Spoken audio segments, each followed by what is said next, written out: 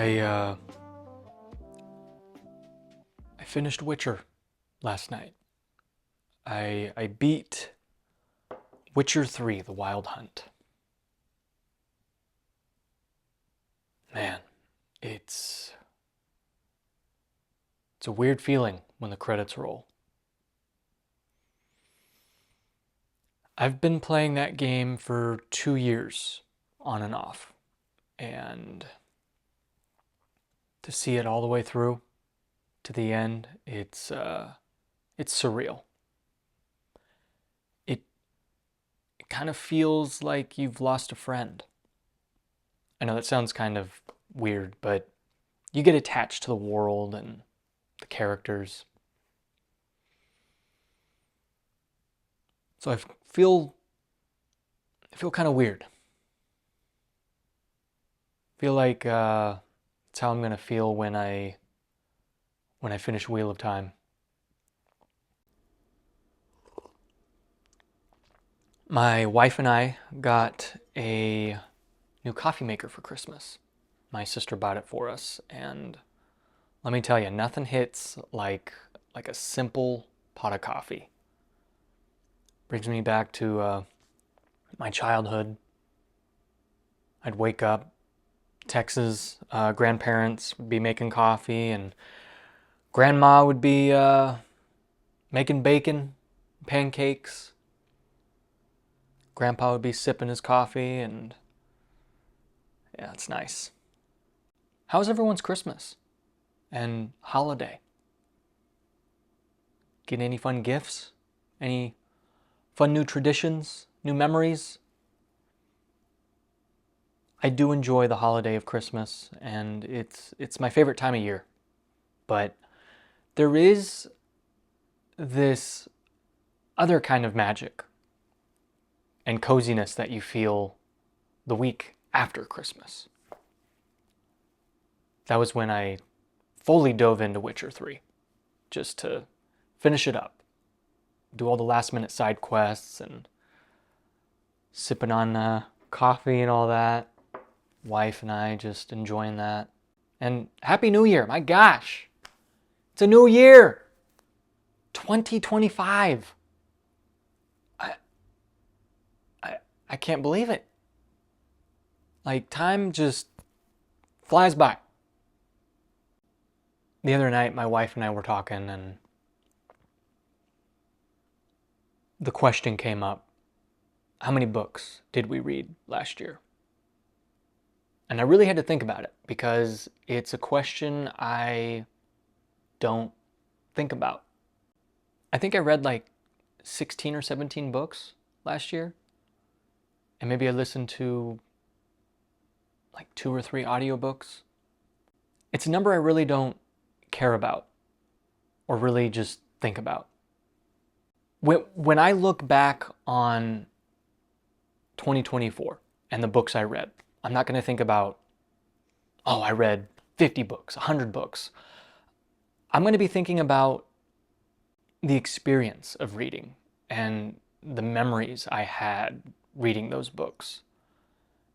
And I'm going to be thinking about what I felt reading those books and the emotions, the characters I spent time with, the stories unfolding, and the journeys I went on. That's what's going to stick with me. Say you read 100 books last year, okay? And I'm not against reading a lot. I think that's amazing that some people could read that much, and good on you. But when the year ends, what are you going to be thinking about most? What's going to stick with you most?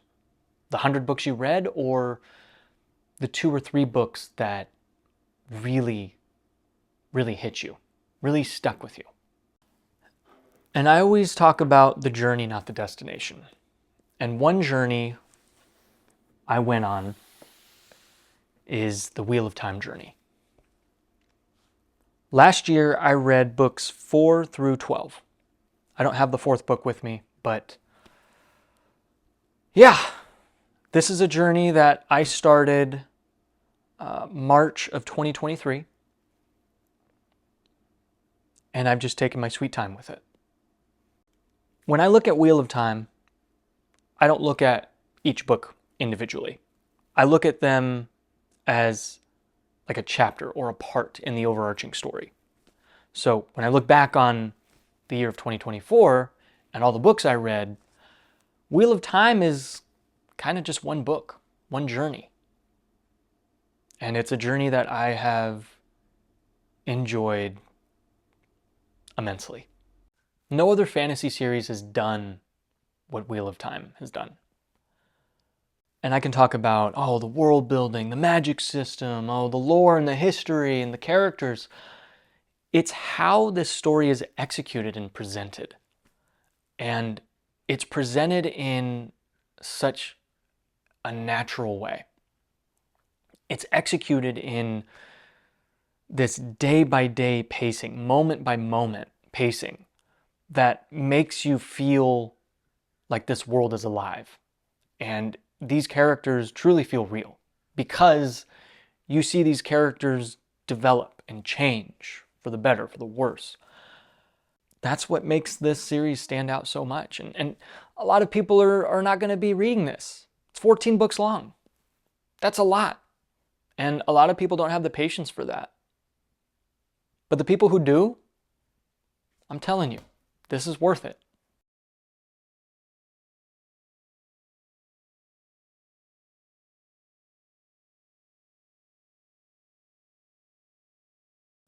I'm on book 13.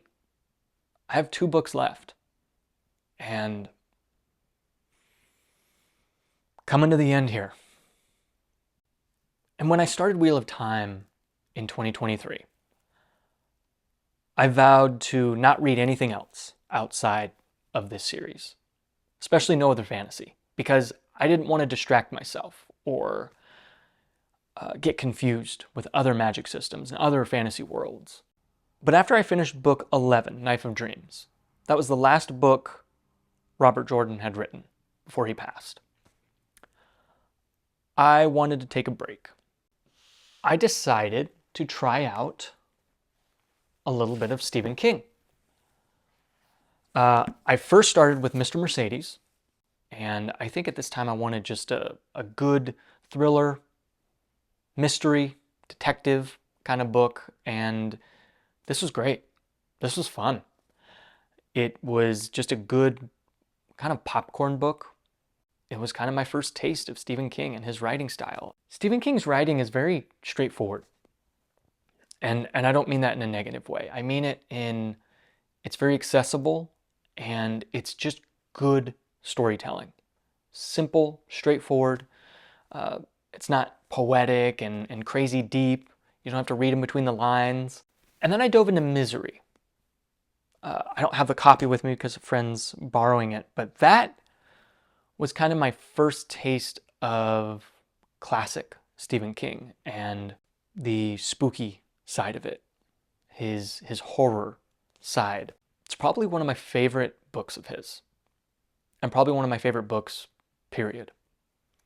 I do have a review of Misery. I'll put it in the link below or put a link in the description. I love that book. That was great. And then I wanted more mystery, detective, thriller. The Outsider. Had a strong start. I did not finish it because there was a lot of telling and not showing. I wanted a little more darkness and ambiguity. So yeah, I didn't finish it. But then I dove into Salem's Lot and Pet Sematary, both of which I have book reviews on. I'll put those in the thing.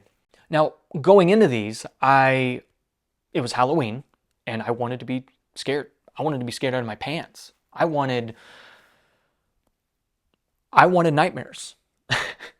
I didn't want to sleep at night, and well, they weren't that scary. And maybe because I put a little too much expectation on each book, they were still really good. Still really great character work. My gosh, the way Stephen King does characters, The way he forms plots, it's just, he's a master at that. And he's a master at bringing things together at the end. And then after Stephen King, I went back to the Wheel of Time books. And I finished book 12 around Christmas time. Absolutely loved what Brandon Sanderson's doing with Wheel of Time. I think he has done a great job with emulating Robert Jordan's writing style and really just honoring Robert Jordan's world and character work. It doesn't feel like a different author, honestly. It feels like a really nice liaison, a nice transition into the latter half of Wheel of Time. And I've also heard that Brandon Sanderson's just able to juggle 30 balls at once and somehow catch them all and never let a plot thread loose. Now, what were my favorite books of last year? Well, Misery, for sure. That's a book that I would genuinely want to reread and experience again. Maybe look at some of the details and the hidden foreshadowing of Annie Wilkes. And it's just tough for me to pick a favorite book out of the Wheel of Time books. Because again, they're all kind of a part of the big series, the big story. But I would say books 11 and 12, Knife of Dreams and The Gathering Storm. I feel like these books have stuck with me a little more because there's so many different plot threads and different characters and perspectives, and they're all kind of coming together. The level of foreshadowing that Robert Jordan did in the earlier books, and you kind of see some of the payoffs in these books. When a new year comes around, it's quite common for us to have goals and to set goals for ourselves. Health goals, physical goals, financial goals, creative goals. And for the book community, reading goals. How many books am I going to read in 2025? Am I going to read 50, 70, 100? I'm not going to have any reading goals this year. I'm not going to set some sort of arbitrary number that seems unattainable. I'm going to read 100 books by the end of the year. No, I don't do that. But what I will do is read the books I want to read when I want to read them. That, I think, is a goal that we should all strive for, because that is what makes reading fun. And I want to take my time reading these books. One book at a time. Give my full attention to one book. And I've been doing that the past 2 years. And I think it's healthy. And I feel disciplined. And I feel like I'm growing as a reader in that way. And I feel like I enjoy books more that way. I think my wife read like 5 or 6 books last year. And she can tell me in great detail about every book. Every book she read, because she doesn't book hop. And she doesn't feel obligated to read certain books. She reads what she wants, and she has fun doing it. It's a joy to see that as a husband, to see her kind of get into this new hobby and have fun doing it. And last year she read one book in particular that she just smiles from ear to ear and laughs while reading it. And that's Dungeon Crawler Carl. She loves that book, and I think it's actually one of her favorite books of all time. So I guess my goals for 2025 are, of course, finish Wheel of Time. Finish that journey. And at this rate, I might finish it before the 2-year mark, which will be end of March. And And then I'd like to read small books, short books, not as in-depth books like Wheel of Time. I'd like to read self-contained books and not really jump at another series anytime soon. Maybe a trilogy here and there. I do have a few in mind. Probably next up will be Last Unicorn. It's my favorite author's favorite book, Patrick Rothfuss. And I would love to read a very nice, cozy, poetic book. Hitchhiker's Guide to the Galaxy. And then my brother-in-law recommends this, The Black Tongue Thief. I have no idea if this is part of a larger series, but when Robin Hobb gives this 5 stars and talks this up, I gotta give it a shot. So these are probably the next 3 books I'll dive into. But again, it depends on what I'm feeling and what I'm, craving as a reader. Because I'm a seasonal reader. I like to read based off the season or just kind of how I'm feeling. Maybe read a book alongside a specific video game that I'm playing. What were your favorite books from last year and why? Tell me about that. And do you have any reading goals for 2025? And whatever reading goals you might have for yourself this year, just remember, I always say this all the time, you can only read a book for the first time once. So why rush?